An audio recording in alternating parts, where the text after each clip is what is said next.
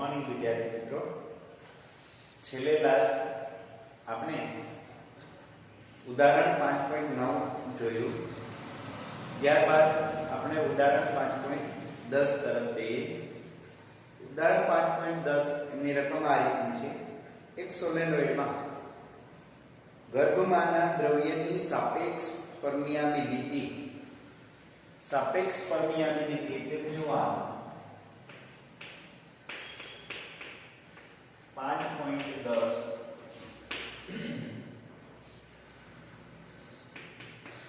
400 છે. સાપેક્ષ પરમિયાબિલિટી સોલેનોઇડના આટા ગર્ભથી અવાહક વડે જુદા પાડેલા છે. આટામાંથી 2 એમ્પિયરનો પ્રવાહ વહે છે. પ્રત્યેક આટામાંથી વહેતો પ્રવાહ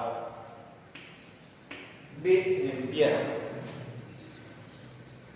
જો તેમાં 1 મીટર દીઠ 1000 આટા હોય એનો મતલબ કે એકમ લંબાઈ દીઠ 1000 આટા છે. આટા પર મીટર. તો એ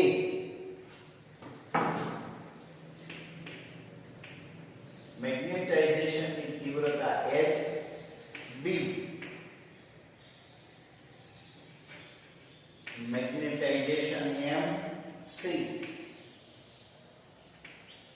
b d મેગ્નેટાઇઝિંગ પ્રવાહ im મેગ્નેટાઇઝિંગ પ્રવાહ im.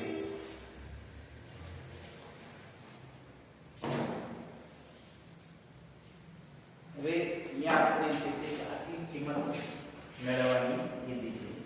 પહેલા આપણને ખ્યાલ છે મેગ્નેટાઇઝેશનની તીવ્રતા h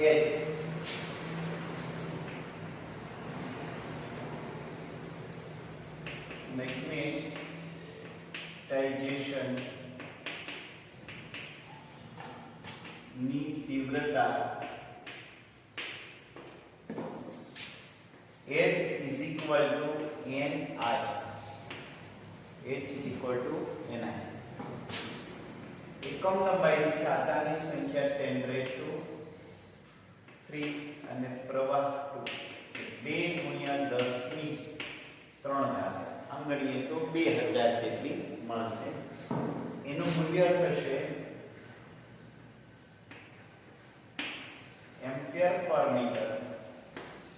એમ્પિયર પર મીટર. અહીંયા વિદ્યાર્થી મિત્રો બી આપણે બેસિક મેગ્નેટાઇઝેશનની તીવ્રતા એ મેગ્નેટાઇઝેશન તો એક m બરાબર આપણે ખ્યાલ છે susceptibility is equal to m upon h. then m is equal to psi m h. પદાર્થની સસેપ્ટિબિલિટી એક આ સમીકરણ આપણી પાસે છે. mu r is equal to 1 plus im. mu r is equal to 1 plus im. તો psi m is equal to mu r minus 1. તો અહીંયા આપણે આ કિંમત એક મૂકી શકીએ mu r minus 1 into h. m is equal to mu r આપણી પાસે છે 400 minus 1 ગુણ્યા h. h આપણે મળ્યા 10 to the power 3 એટલે 399 ગુણ્યા 2000 ગુણ્યા 10 raised to 3 8 1 7 ગુણ્યા 10 raised to 3. આ આપણને મળશે મેગ્નેટાઇઝેશનની તીવ્રતા. એકમ કદ દીઠ ડાયપોલ મોમેન્ટ. એકમ કદ દીઠ ડાયપોલ મોમેન્ટ એટલે એમ્પિયર પર મીટર. એમ્પિયર પર મીટર એને એકમ કદ દીઠ ડાયપોલ મોમેન્ટ કહીએ. તો આટલી ડાયપોલ મોમેન્ટ મળશે. ત્યારબાદ બી અહીંયા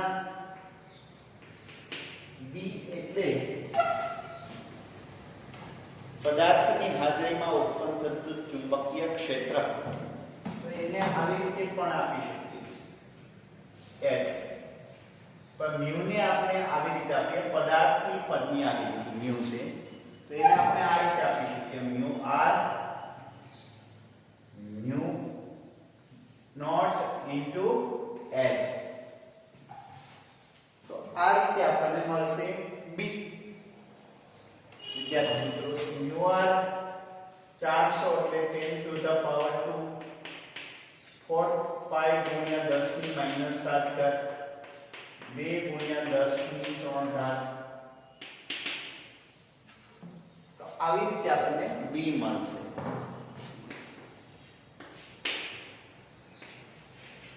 ત્યારબાદ આપણને કહેશે મેગ્નેટાઇઝિંગ પ્રવાહ.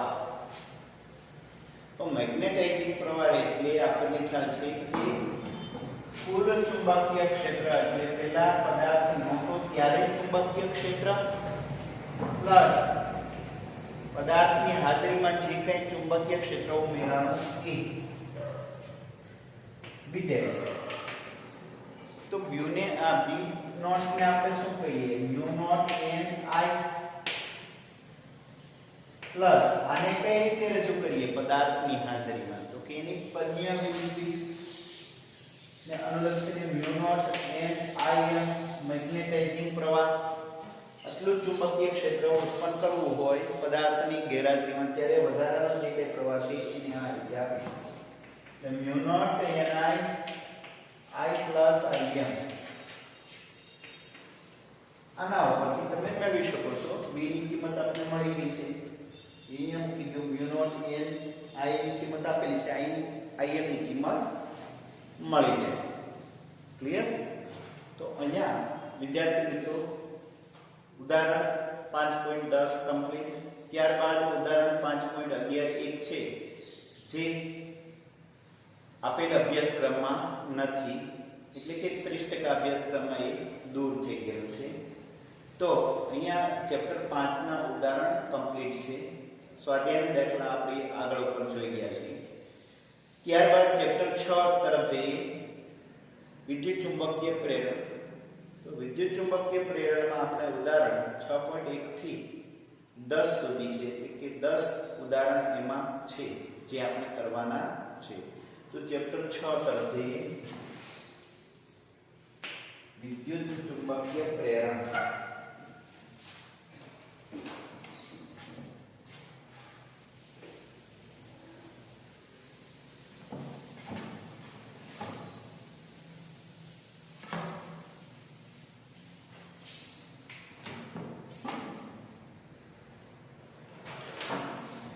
વિદ્યુત ચુંબકીય પ્રેરણમાં આપણે જોઈએ તો ઉદાહરણ 6.1 પેજ નંબર 208 ઉપર ટેક્સ્ટ બુકમાં ઉદાહરણ 208 પેજ નંબર ઉપર ઉદાહરણ 6.1 આપણને એમ કહેશે કે પ્રયોગ 6.2 ને ધ્યાનમાં લ્યો. એટલે આગળ ઉપર એક પ્રયોગ આપેલો છે ફેરેડેનો. વિદ્યાર્થી મિત્રો એ આ રીતે છે.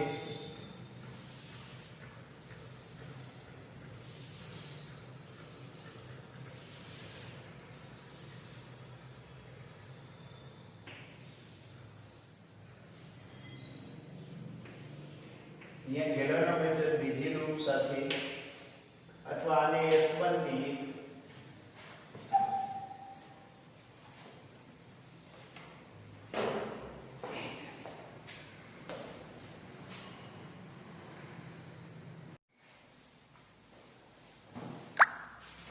બીજી આકૃતિ આ રીતે છે વિદ્યાર્થી મિત્રો.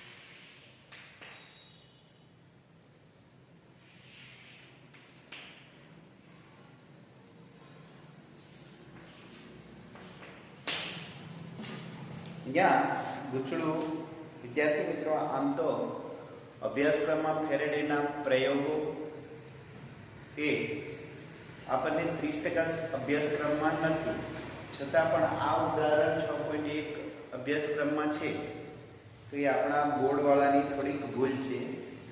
પણ આમ જો આપણે શક્યતા જોઈએ તો આ ઉદાહરણ પૂછી શકાય નહીં. શા માટે? તો કે એમને પહેલા આકૃતિ આપવી પડે અને સામાન્ય રીતે ઉદાહરણ છે એ થિયરી બેઝ છે એટલે પૂછવાની સંભાવના ખૂબ જ ઓછી છે. તો વિદ્યાર્થી મિત્રો આ ઉદાહરણ આપણે જોઈએ તો પેલા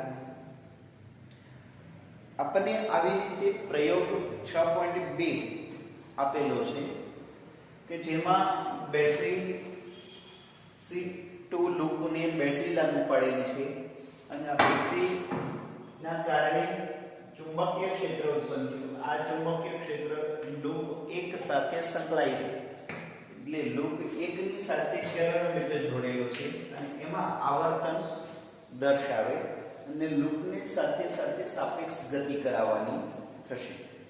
તો આ રીતનો પ્રયોગ છે. એમાં આપણને એમ કહે છે કે ગેલેનોમીટરમાં મોટું કોણાવર્તન મેળવવા માટે તમે શું કરશો? ગેલ્વેનોમીટરમાં મોટું કોણાવર્તન મેળવવા માટે તમે શું કરશો? તો પહેલું એક ગેલ્વેનોમીટરનું કોણાવર્તન વધારવું તો એનો મતલબ એવો થયો કે આમાં પ્રેરિત પ્રવાહ વધુ મળવો જોઈએ. તો પ્રેરિત પ્રવાહ વધુ કઈ રીતે મળે? તો કે એક આમની સાથે સંકળાયેલ ફ્લક્સમાં ફેરફાર જેમ વધુ થાય તેમ આમાં પ્રેરિત પ્રવાહ વધુ મળે. હવે લૂપ એક સાથે સંકળાયેલ ફ્લક્સમાં વધારો સમય સાથે ફેરફાર કઈ રીતે થાય? તો કે એક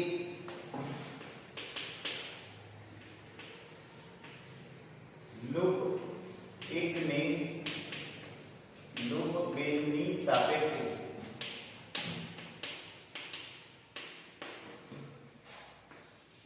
વેગ વધારે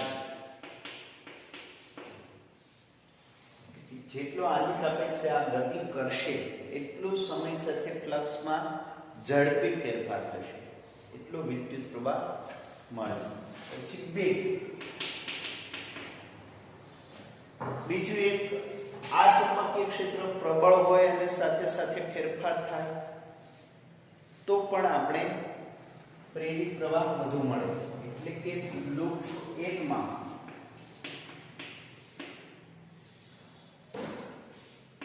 ના EMF નું મૂલ્ય વધુ રાખી સાપેક્ષ ગતિ કરાવતા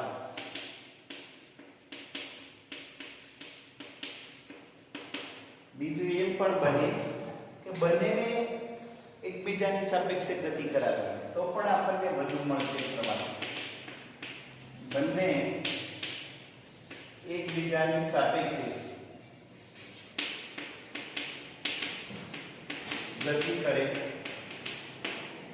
ત્યારે પણ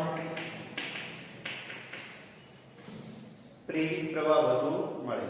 ત્રીજું, ગેલેનોમીટરનો અવરોધ વધારે હોય તો પ્રવાહનું મૂલ્ય ઓછું થાય. ગેલેનોમીટરની જગ્યાએ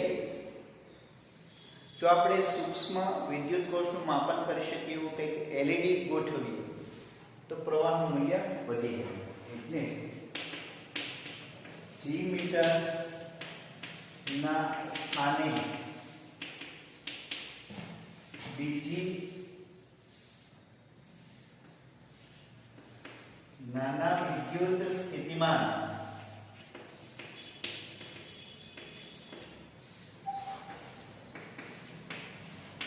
ધરાવતી બેટરી વિદ્યુત સ્થિતિમાન ધરાવતી LED ગોઠવી ને પ્રેરિત પ્રવાહ વધારી શકાય.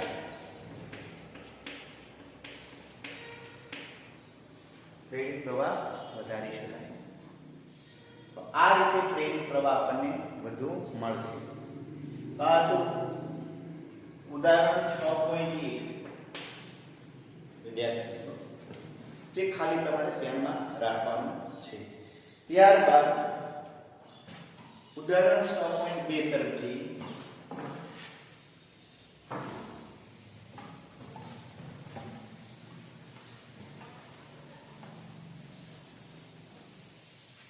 ઉદાહરણ 6.2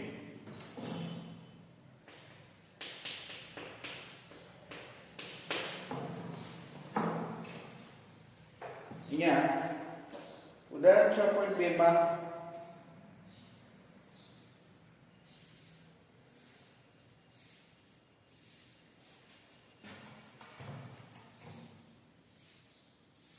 આ રીતે છે 10 સેન્ટીમીટર બાજુવાળી અને 0.5 ઓહમ અવરોધ ધરાવતી એક ચોરસ લૂપ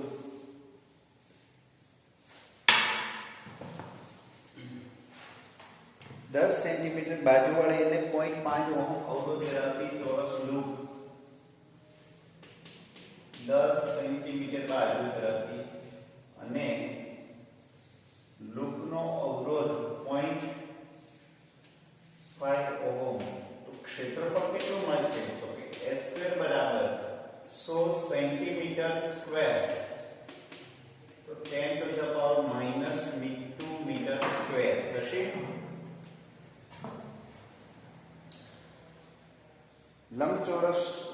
એક લંબચોરસ લૂપ છે તો ક્ષેત્રફળ એટલું નહીં થાય, ખાલી એ જ લંબાઈ જ આપેલી છે. લંબચોરસ પૂર્વ પશ્ચિમ સમતલમાં ઊભી મૂકવામાં આવેલ છે. 0.1 ટેસ્લાનું એક સમાન ચુંબકીય ક્ષેત્ર સમતલ પર ઉત્તર પૂર્વ દિશામાં લાગુ પાડેલ છે. આ ચુંબકીય ક્ષેત્ર 0.7 સેકન્ડમાં અચળ દરે ઘટીને શૂન્ય કરવામાં આવે છે. આ સમય અંતરાલમાં પ્રેરિત EMF અને વિદ્યુત પ્રવાહનું માન શોધો. ચુંબકીય ક્ષેત્ર 0.1 ટેસ્લા અને સમય t1 બરાબર 0 થી t2 બરાબર 0.7 સેકન્ડ. તો પ્રેરિત EMF અને વિદ્યુત પ્રવાહનું માન શોધો.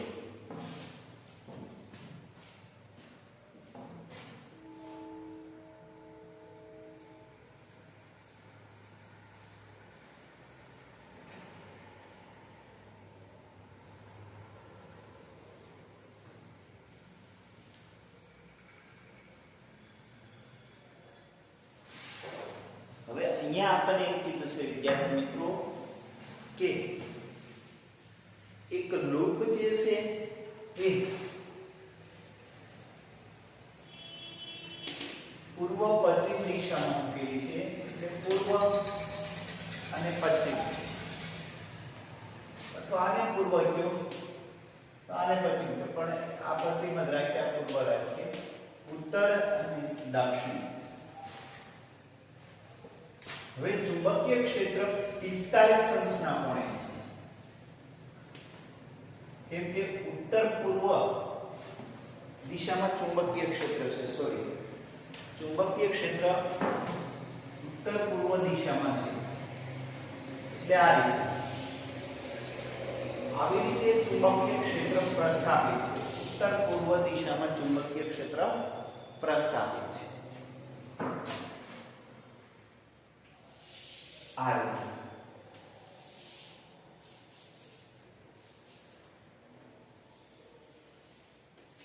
હવે અહીંયા એક ચોરસ લૂપ આપણને ઉત્તર દક્ષિણ દિશામાં, લંબચોરસ લૂપ ઉત્તર દક્ષિણ દિશામાં રાખેલ છે.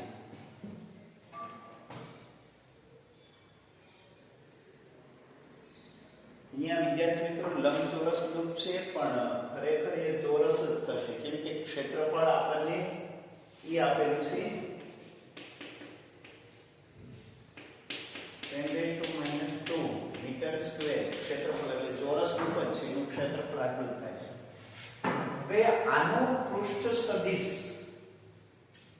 અને ક્ષેત્ર વચ્ચેનો કોણ 45 અંશ જેટલો થાય. કેટલો થશે? 45 અંશ. પૃષ્ઠ સદિશ અને ડી વચ્ચેનો કોણ કેટલો થશે? 45 અંશ જેટલો થશે. તો અહીં પ્રારંભિક ફ્લક્સ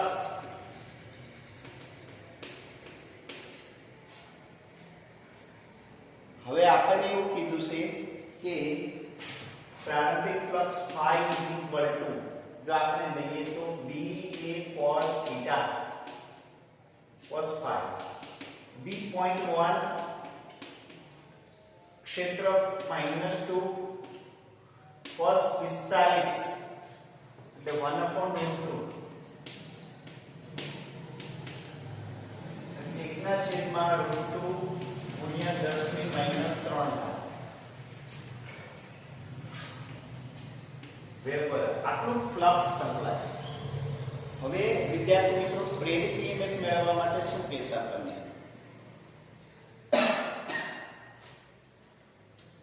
તો કે સમય સાથે ફ્લક્સમાં થતો ફેરફાર એટલે આપણને પ્રેરિત EMF મળશે.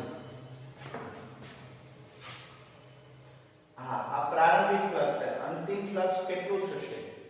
તો કે અંતિમ ફ્લક્સ એટલે minimum flux is equal to 0. શા માટે? તો કે 45 થી 90 અંશ જેટલું થાય ત્યારે cos 90 is equal to 0. અંતિમ ફ્લક્સ આપો તો એપ્સિલોન બરાબર minus delta phi upon delta t. Delta phi કેટલો થશે? તો કે 0 minus 1 upon √2 10 to the power minus 3 upon delta t કેટલો થશે? તો કે 0.7.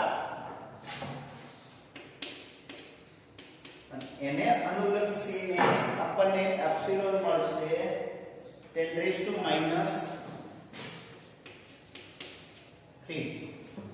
10 raised to minus 3. આ 1/√2 એટલે 0.707 સમથિંગ થશે વિદ્યાર્થી મિત્રો. માઈનસ માઈનસ પ્લસ થઈ જશે એટલે 0.707 ને 0.7 એટલે 1 થઈ જશે. આટલા વોલ્ટ મળશે. અને આપણને પ્રવાહ કીધો છે એપ્સિલોન અપોન r. હવે અહીંયા એપ્સિલોન આપણી પાસે મળી ગયા અને r લૂપનો અવરોધ r છે 10 to the power minus 3 ના છેદમાં 0.5. 0.5 એટલે 1/2 થઈ જશે વિદ્યાર્થી. એટલે 1/2 એટલે 2 ઉપર જશે. 2 × 10⁻³ એમ્પિયર જેટલો પ્રવાહ મળશે. આટલો પ્રવાહ મળશે વિદ્યાર્થી. ક્લિયર? હવે આપણને આ લૂપમાં વહેતો પ્રવાહ આપી દીધો છે અને ફ્લક્સમાં થતો ફેરફાર આપી દીધો. અહીંયા અગત્યની બાબત એક ખાસ ધ્યાનમાં રાખવાની છે. પ્રારંભિક કોણ 45 અંશનો હોય એ ખાસ એક ધ્યાનમાં રાખવાનું રહેશે. તો અહીંયા 6.2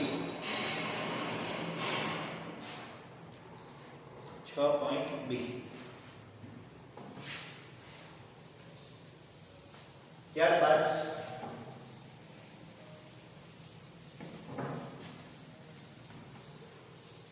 6.3 એક્ઝામ્પલ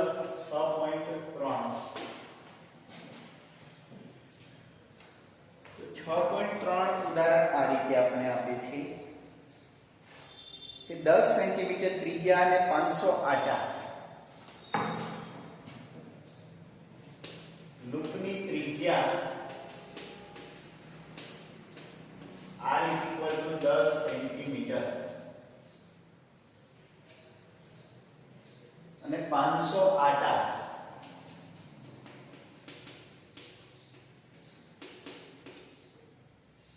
બે ઓહમ આંતરિક અવરોધ ત્રિજ્યા a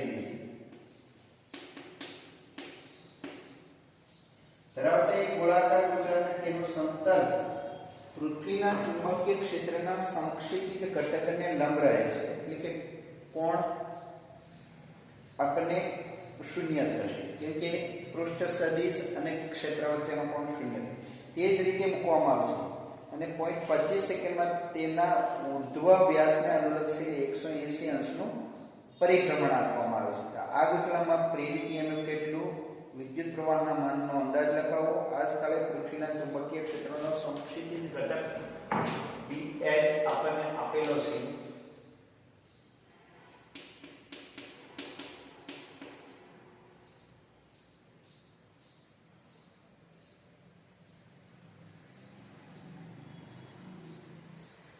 સમય આપણે આપેલો છે ડેલ્ટા t 0.25 સેકન્ડ. પ્રેરિત EMF અને પ્રેરિત પ્રવાહનું મૂલ્ય શું? ખૂણો 0 થી 180 નું પરિભ્રમણ કરાવવામાં આવે છે.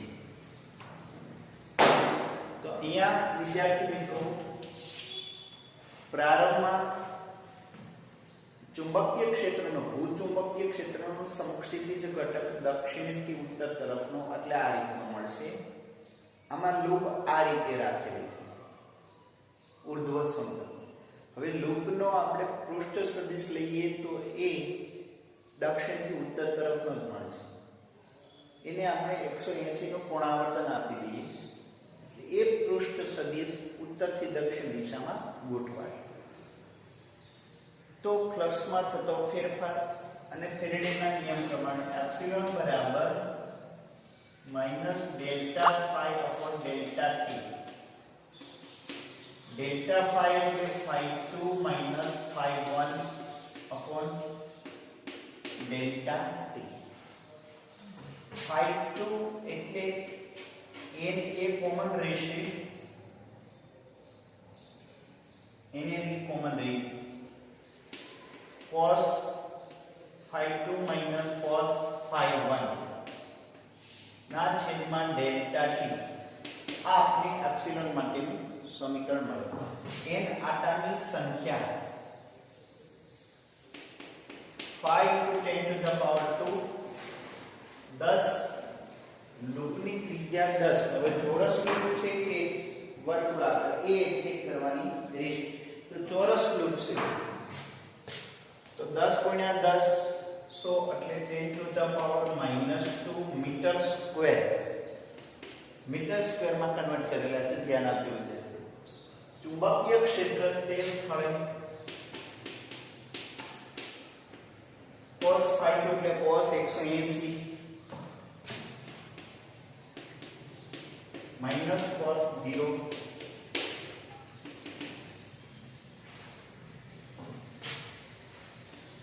minus 15 10 to the power -5 -1 અને -1 એટલે -2 એટલે 30 ગુણ્યા 10 ની -5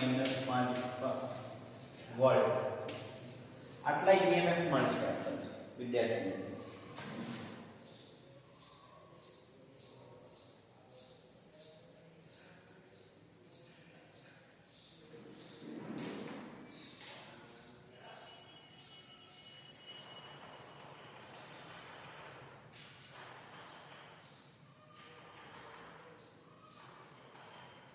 અને ત્યારબાદ આપણે એમાં કીધું છે કે પ્રવાહ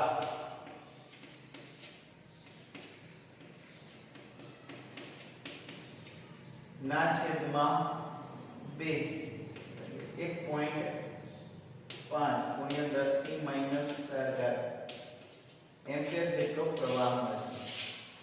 આટલો આપણને પ્રવાહ મળે.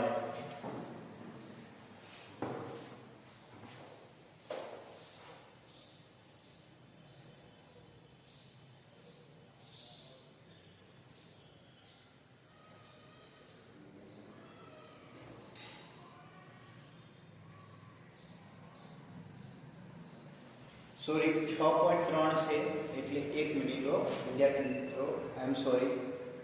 6.3 છે એટલે લૂપની ત્રિજ્યા આપેલી છે.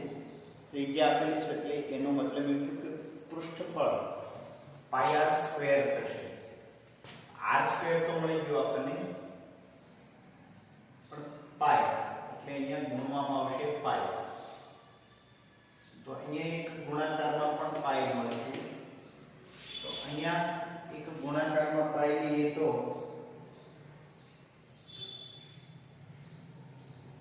minus 3 10 to the power minus 3 pi.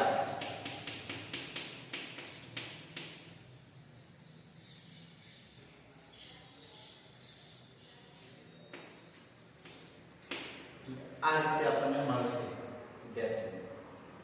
તો અહીંયા પણ પાઈ લઈ લઈશું અને અહીંયા મળશે 9. ક્ષેત્રફળ એકમાં ભૂલ હતી, આપણે લંબચોરસ લૂપ લીધી હતી, ચોરસ લૂપ, પણ એના બદલે વર્તુળાકાર છે, એટલે એનો મતલબ એવો થયો કે એમાં પાઈ આર સ્ક્વેર આપણે ક્ષેત્રફળ લેવાનું કરીશું. તો ટૂંકમાં સમીકરણ આ છે એપ્લાઇડ થશે. ત્યારબાદ 6.4 તરફથી ઉદાહરણ 6.4 ઉદાહરણ 6.4 તરફથી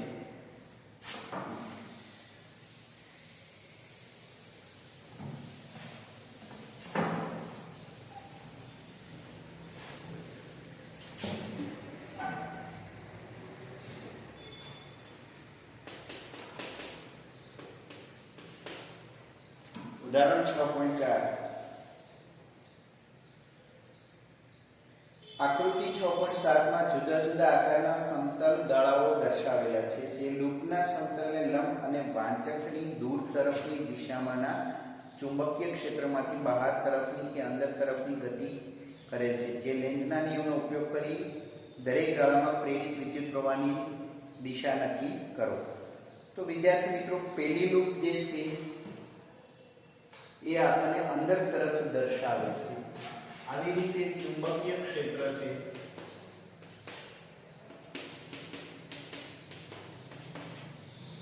અંદર તરફની દિશામાં ચુંબકીય ક્ષેત્ર છે. માં પહેલી લૂપ આ રીતે છે.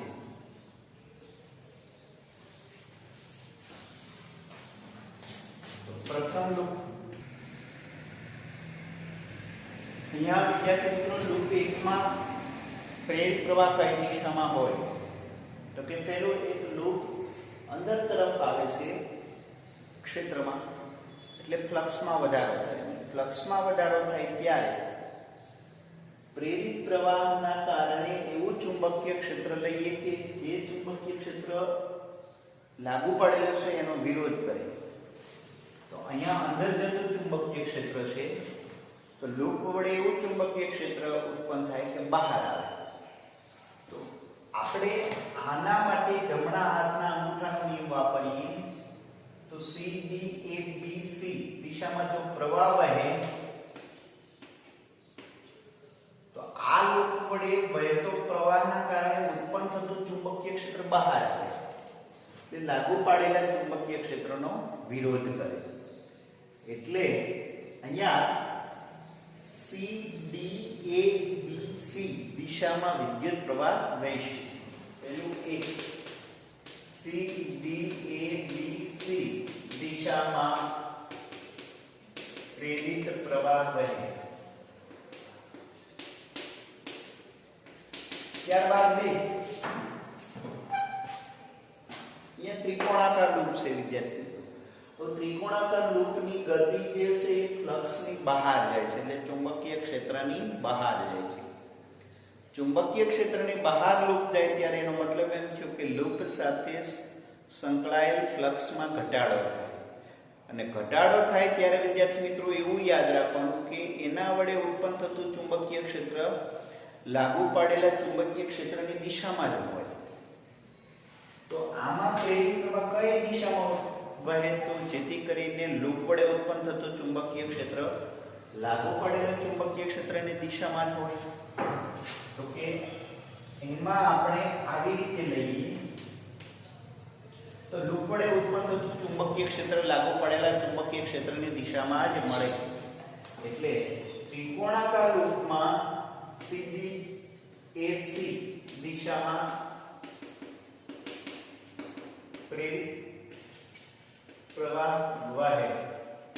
અહીંયા ફ્લક્સમાં વધારો થાય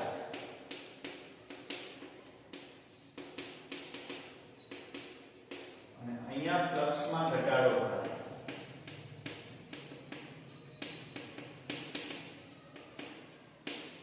અને લૂપ 3 માં તે આમની જેમ જ લૂપ બહાર આવશે એટલે ફ્લક્સમાં ઘટાડો થશે એટલે આના વડે ઉત્પન્ન થતું ચુંબકીય ક્ષેત્ર એ લાગુ પડેલા ચુંબકીય ક્ષેત્રની દિશામાં જ હોય. એટલે આમાં પણ આવી રીતે પ્રવાહ લઈએ A B C D E A B C D E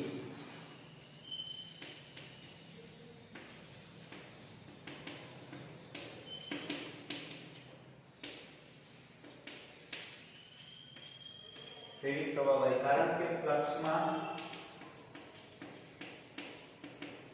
ઘટાડો થાય. ફ્લક્સમાં ઘટાડો થાય. આ રીતે આપણને પ્રેરિત પ્રવાહ મળે. ખાસ ધ્યાનમાં રાખવાની બાબત એક છે, ફ્લક્સમાં ઘટાડો થતો હોય ત્યારે લાગુ પડેલા ક્ષેત્રની દિશામાં જ ચુંબકીય ક્ષેત્ર ઉત્પન્ન થવું જોઈએ અને ફ્લક્સમાં વધારો થતો હોય તો લાગુ પડેલા ચુંબકીય ક્ષેત્રની વિરુદ્ધ દિશામાં ચુંબકીય ક્ષેત્ર ઉત્પન્ન થાય. એવી રીતે પ્રેરિત પ્રવાહ વહે જે લેન્ઝના નિયમને અનુસરે છે. તો ત્યારબાદ આપણે જોઈએ 6.5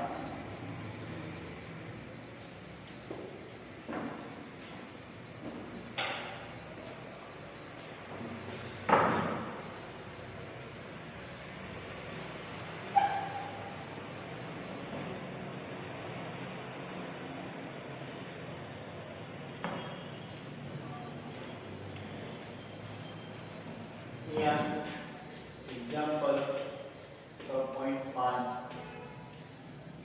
6.5 માં આપણે આ રીતે આપે છે કે જડિત રાખેલ બે કાયમી ચુંબકના ઉત્તર અને દક્ષિણ ધ્રુવો વચ્ચેના ચુંબકીય ક્ષેત્રમાં એક બંધ ગાળાને સ્થિર રાખે છે. શું આપણે ખૂબ શક્તિશાળી ચુંબકનો ઉપયોગ કરી આ ગાળામાં વિદ્યુત પ્રવાહ ઉત્પન્ન કરવાની આશા રાખી શકીએ? તો કે ના. કારણ કે જડિત છે એટલે ચુંબકીય ક્ષેત્ર સ્થાયી થઈ ગયું. સ્થાયી ચુંબકીય ક્ષેત્ર ક્યારેય પ્રેરિત પ્રવાહ ઉત્પન્ન કરી શકે નહીં. એટલે પહેલા માટે એ ના આવશે. બી, એક બંધ ગાળો એક મોટા કેપેસિટરની તકતીઓ વચ્ચે અચળ વિદ્યુત ક્ષેત્રને લંબ ગતિ કરે છે.